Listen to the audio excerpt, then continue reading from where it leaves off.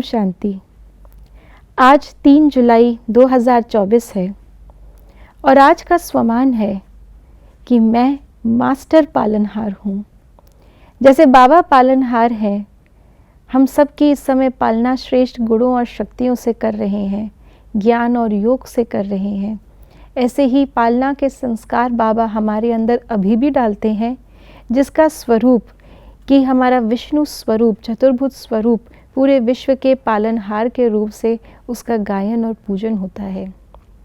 तो वास्तव में पालना करने वाली आत्माओं के अंदर परोपकार के संस्कार कैसे होने चाहिए, आइए सुनते हैं आज के बाबा के अव्यक्त इशारों से। कल्याणकारी भावना व वृत्ति रखकर कोई भी आत्मा की पालना करो तो कैसी भी अपकारी आत्मा को अपनी पालना से उपकारी बना सकते हो। कैसी भी पतित आत्मा पतित पावन की वृत्ति से पावन हो सकती है। जैसे माँ बच्चे की कमजोरियों व कमियों को नहीं देखती है, उनको ठीक करने का ही रहता है, तो यह पालना करने का कर्तव्य इस रूप में स्थित रहने से यथार्थ चल सकता है। जब भी कोई चीज़ पतित पावनी होती है तो उसका ही सम्मान किया जाता है, उसकी तुलना माँ से की जाती है, क्योंकि माँ पालना करती है। तो पालना और पतित पावन, इसका आपस में बहुत गहरा कनेक्शन है। जैसे स्थूल रूप से गंगा नदी को माँ भी कहते हैं और उसको पतित पावनी भी कहते हैं, ऐसे ही जब कोई गलती करके आता है घर में तो सबसे पहले माँ को बताता है, क्योंकि उसको पता है कि माँ मेरी इस चीज़ को सुधार सकती है। माँ इस मेरी गलती को जग जाहिर होने नहीं देगी, लेकिन उस गलती को उससे मुझे बचाएगी भी और उसको संभालेगी भी और मुझे सुधारेगी भी। तो ये है पालना का स्वरूप।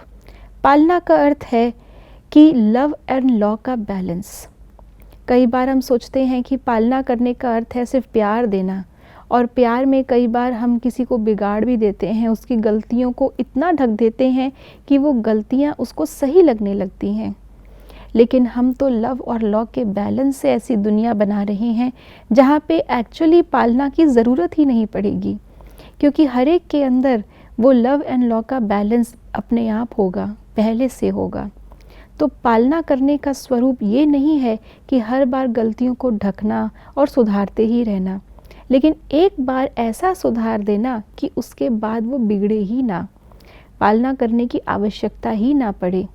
जैसे बाबा आकर के हम आत्माओं के अंदर ऐसे गुण भरते हैं जो अवगुण निकाल ही देते हैं, ऐसे ही हम आत्माएं भी अपनी इस स्मृति में रहें कि मैं भी बाप समान मास्टर पालनहार हूँ। जो भी आत्मा मेरे सामने आती है, कोई भी गलती करके आती है, तो पतित पावनी माँ की स्मृति से हम उसके अंदर के उन अवगुणों को निकालने का उपकार करें, ताकि उसको आगे और कोई गलती करने की मार्जिन ही ना हो।